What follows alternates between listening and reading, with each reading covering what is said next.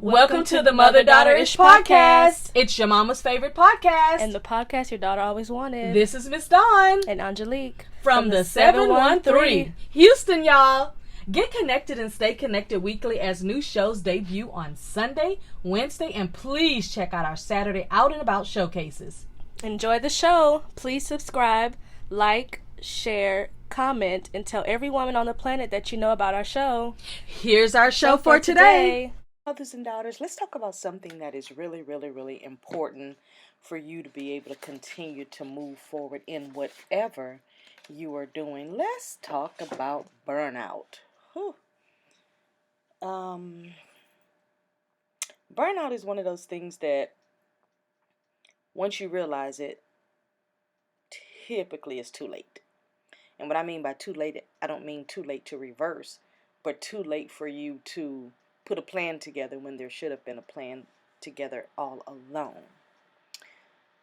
If you look at some of these pictures, and you can even see some pictures of me there, and that particular picture is on a cruise, and we had gone and done some things, and we were wiped out after. I mean, it was like we were over it for the day. Like, let's just go to bed, get a shower, go to bed.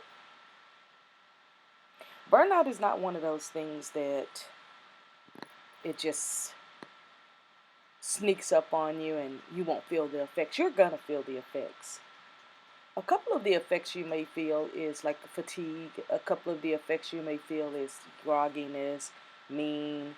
A couple of effects you may feel is you can't concentrate and things like that. If you've ever experienced burnout in any area, make sure you put it in the comments so I can know that me and the people I associate with, we are not alone in this thing. There have been a few times when I felt burnout, and it all had to do with work. Never family things like that, never anything personal, never relationship or anything, but it always had to do with work, where I'm overdoing everything, or I've got 10 things on my plate at one time, and I'm trying to get them all. I've gotten over that, of course, now, but what I'm saying is that there were times where I was trying to be the superhero and do everything at one time. Now I compartmentalize everything. And what I mean by compartmentalizing everything is I'll work on something. When it is complete, then I'll start on the next thing. Even though I may have 10 things that I need to do, that's where I'm kind of going to start at. Another way you know when burnout is coming is when you really can't complete anything, but you've got a lot of small tasks that are just kind of sitting there because the discipline to get those things completed is not there. And then I've had people tell me, because I've coached a lot of people, I've had people tell me, well, I have all these things to do, so I just decided not to do anything because I'm just tired. I'm just burned out. I'm going to tell you about some warning signs, just in case you're thinking, well, this can't be burnout because, and whatever your excuse is. One warning sign is being constantly tired and unmotivated. I told you, my podcast show comes from conversations that I have with people, and then I start thinking deeper about it. But I just had somebody tell me this month, this month, she said, I have so many things to do. I just don't have the energy to do it. I'm just not motivated enough to do it. And I said, I'm not going to tell you everything that we did, but by the time we got to the end of it, that was a part of her personality trait, is just not being self-motivated. I used to go to a lot of conferences, seminars, expos, things like that. I still do, but not to the magnitude of what I did in my 20s, 30s, and 40s. But people would be there, and they would be desperately looking for somebody else to motivate them. I never went with that attitude. Two things I don't do when I'm networking. I don't go with the attitude that you're going to motivate me or you're going to hype me up, because I should come with all of that already in me to make the experience even better. This is strictly my opinion. And then the other thing is I'm not coming there to pump my business into everybody and pretend like it's a one-night stand. Okay? I am there to get a full experience, to get the knowledge, to take the notes from what's going to make me make a change. For example, if you give me 10 notes, I'm not going to write just your notes down. I'm going to write down what I thought I heard you say and then how I can improve upon what I'm doing. Most people want to sit and regurgitate word for word and verbatim, and then they still leave the place and don't do anything. So being tired and unmotivated, meaning that you're struggling even to sleep and rest. And this is exactly what this person just told me on the phone last week. And we just had a conversation about it. And I said, you got to figure out some ways to put some tools in place to self-motivate yourself. Because if you don't, we're going to still be having this conversation again next year, as we just had the same conversation last year. Another warning sign would be suddenly you have a burst of energy and productivity, and this sometimes can be periodic, and then you get a crash. I have heard people say, and I don't know this for a fact because I've never tasted coffee before, but I've had people say that they get a little coffee or energy drink in them or something, and then they get a burst of energy for a couple of hours, and then the crash is like they need to sleep for 2 days. I wouldn't want that. I've heard people who do, recreational like marijuana and things like that. They say the same thing, that as long as they're smoking, they're excited and motivated and they can do everything that they need to do. But when they're not smoking, they can't even move left to right. They can't function for the day without their drug. I don't understand it because it's not my thing. So I can only listen to what people have to say and just kind of, okay. Another way you know that you could be experiencing burnout is that you find yourself in the frozen zone.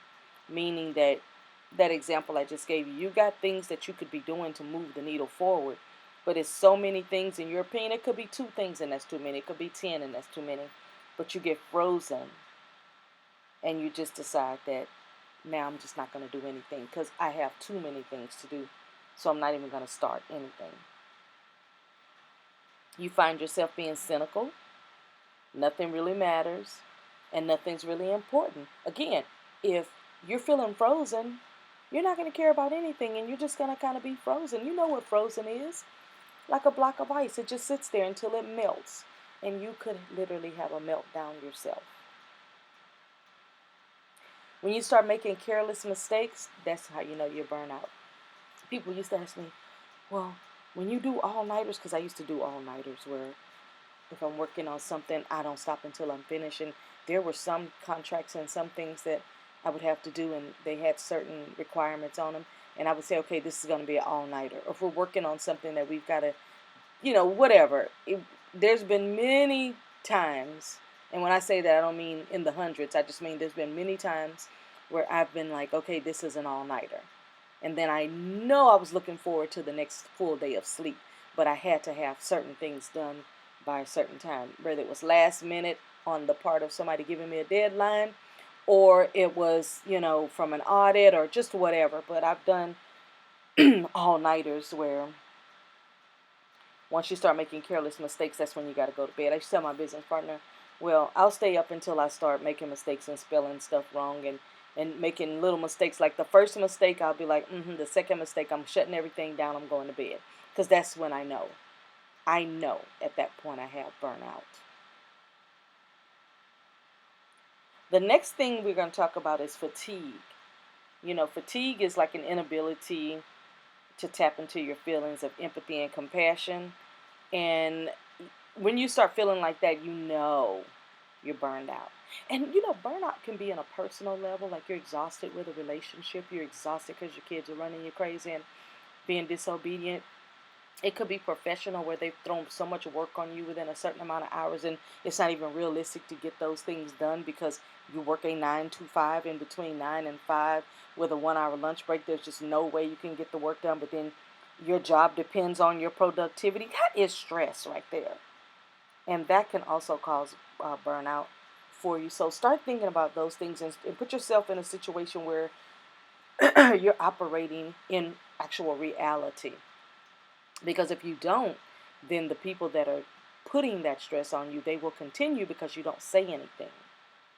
Look at your schedule work-wise realistically. Write out how long it takes you to do something. Like me, If I'm working on something, I'm going to write down the exact time it took me to do it. I've got a list for something that I'm working on right now. And every day that I go in and I work 7 hours on it, I work 2 hours on it, 1 hour on it, I'm calculating my time. Let me tell you why I do it, though. If somebody says, hey, can you help me with XYZ? And I can then confidently tell them, well, that's going to be, 65 hours for me to work on that. And, here's what the compensation should be. This way I can show them proof by saying, well, when I did that for so-and-so, that was 96 hours of work. And since I don't work by the hour, I would work with a flat rate. It is whatever that fee is going to be. But you need to be able to calculate how long it takes you to do something so that you can confidently be able to explain that to someone who wants to use your services. When you start feeling like you have stressful obligations, that's a sign of burnout. Let's say you're a caterer. And let's just say your specialty is cakes and cupcakes. You already have 20 orders for Valentine coming up. You got that spread out on how you're going to do it. You're going to start baking everything and doing everything fresh. Let's just say 4 days before. Because everybody wants everything by the 13th. So if you start 4 days before, you've got everybody's order done. But then Sally Sue Incorporated calls you. And they say they're going to have a work gathering. And they need 575 cupcakes. You have two choices. You can turn that order down. You can hire more staff to help you. Or you can start a week and a half before getting everything ready. See, there's always a decision, and what happens to you is going to determine how you make that decision and what's going to happen with the future of the choice that you make. Keep in mind, even when you don't make a choice, you've made a choice. When you get highly irritable and you start snapping at folks, even your loved ones, about small things, that could be a sign of burnout. We don't all just have to be just super mean. It just could mean that you're just tired, you're fed up, you're burned out, you done. The door is closing. You can't take it no more. You got to speak your mind. You got to say something because it's gone too far. It's because you're tired of that. You're burnt out. You're burnt out. You're burnt out. The last warning sign I'll give you is that, and we just talked about it a little bit, but I want to just put an address and a name to it. When you have constant procrastination and you're taking longer to get things done because you know you're overwhelmed and stressed to the max, that's a sign of burnout. You don't have to put a name and an address to it, but I'm just telling you, when you go see your doctor and you're complaining about stress and you're complaining about fatigue and you're complaining about all these things that they want to give you a pill for, if you would just put some simple things in place to help yourself, you could maybe avoid all of that.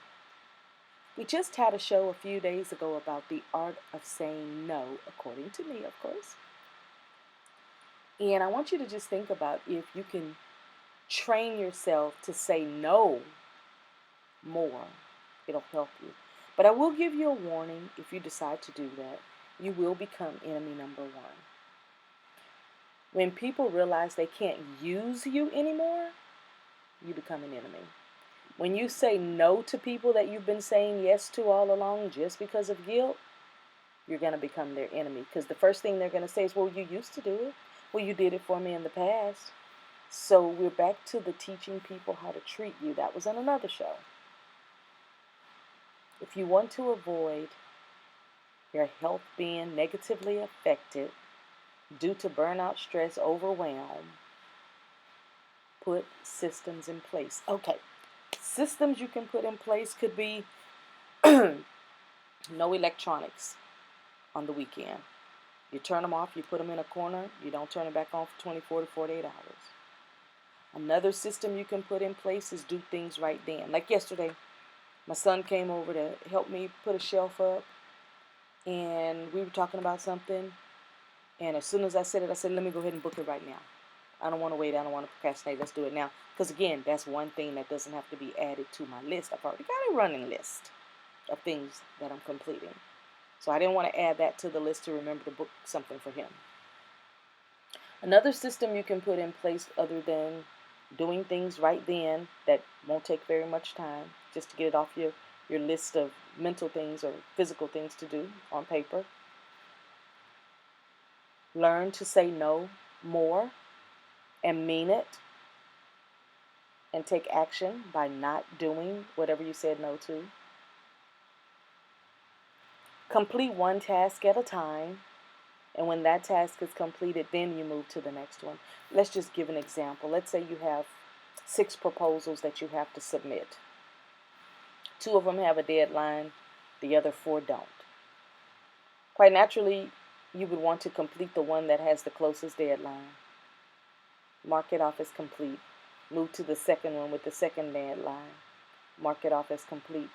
And then the other 4, you can work on them one by one, depending on which one you want the most. Let's say you want to clean your house from the front to the back. I'm going to suggest that you start with the room that needs the most attention, because that's the one that you want to avoid. So do that one first. So whatever you want to avoid, do that one first.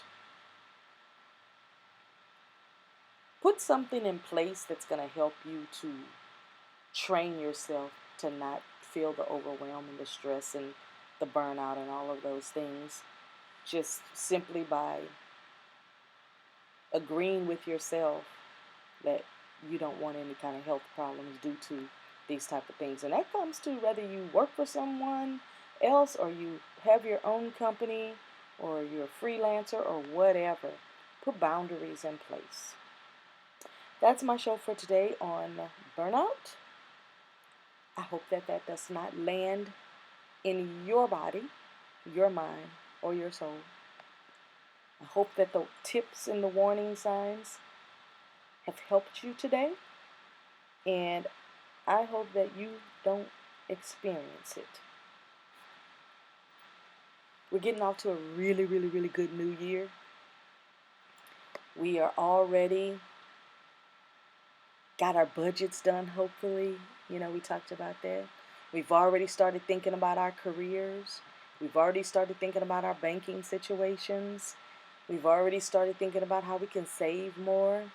We've already been thinking about what we want to see at the movies. I mean, everything that I'm talking about right now, I've done a show on it this year already. I was thinking yesterday, I said, how many shows have I done already this year? And I was like, okay, I'm doing pretty good. I'm going to keep it up because I really like coming to you and sharing information with you and just sharing my wisdom and all of those things. I'm going to also do a show and let you know what I'm reading for this year, and I'm excited to share that with you. And I currently have 2 books going right now. One physical book that I'll take with me when I'm traveling and on the road and things like that, and then one audio that as I'm sitting at my desk I'll be listening to that one. So that's what I've got going on for the year, and I haven't been burnt out in a long time. Again, we went on that cruise in November and we absolutely wore ourselves out trying to see everything and do everything, and by the time we got back on that little tender to get back over to the boat, we were just wiped out and burnt out for the day. And yeah, you can go through a phase where you're just burned out for the day because it was too hectic, and then the next day can be completely free. But I'm just saying that even when you get that one day of burnout, that you have some things in place to help you not feel so overwhelmed, to help you not just lay in the bed and cry about it because it's too overwhelming, those type of things. So that's my show for today, and I hope that you have enjoyed it, and I will see you next time. Bye.